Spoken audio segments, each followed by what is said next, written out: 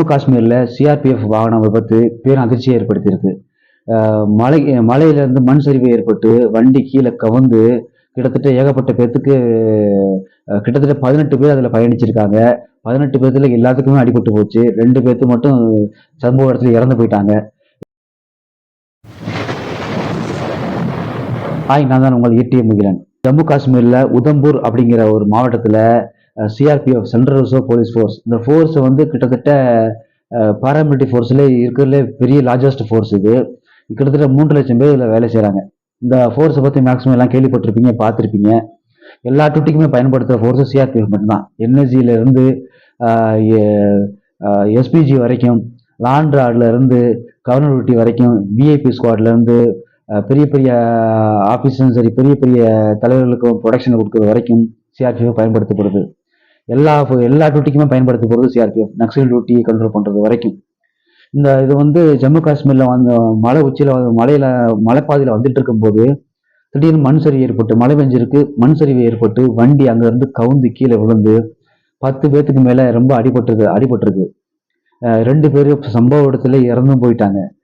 கிட்டத்தட்ட ஒரு 6 பேர் சீரியஸ் கண்டிஷன்ல இருக்கிறதாக தகவல் வெளியா இருக்கு.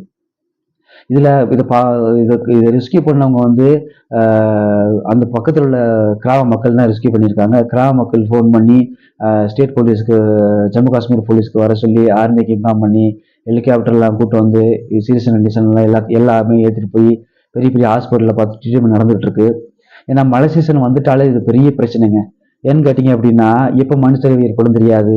அதாவது குளிர் சீசனு பனி பெய்யுதுனா கூட பிரச்சனை, இந்த அளவுக்கு விபத்து ஏற்பட கம்மி தான், வாய்ப்பு கம்மி தான். ஆனால் அந்த மழை சீசனில் எப்படி இது கண்டிஷனில் மழை பெய்யுது, எந்த மாதிரி கண்டிஷனில் ரோடு இருக்குன்னு தெரியாது, எப்போ மண் சரிவு ஏற்படும் தெரியாது. ஜம்மு காஷ்மீரும் சரி, மணிப்பூரும் சரி, நாலாந்து டு மணிப்பூர் பை ரோட்லாம் ரொம்ப டேஞ்சராக இருக்கும். ஸ்ரீநகர் சொல்ல வேண்டியது இல்லை, மேக்ஸிமம்லாம் ஸ்ரீநகர் போயிருப்பீங்க, ஜம்மு போயிருப்பீங்க. மலைப்பாதைகள் ரொம்ப டேஞ்சர் தான். ஏன்னா சில டூட்டிக்கு நம்ம வந்து மலைப்பாதையில் பை ரோடு போய்த்தான் ஆகணும். அப்படிங்கும்போது ஒன்றும் பண்ண முடியாது. இருக்க எல்லா சோல்ஜரும் குணமடைஞ்சு வீட்டுக்கு வரணும் அப்படின்னு கடவுளை வேண்டிக்கிறேன். ஏன்னா இப்போ வந்து எல்லாருக்குமே பாதுகாப்பு அவங்க தான்.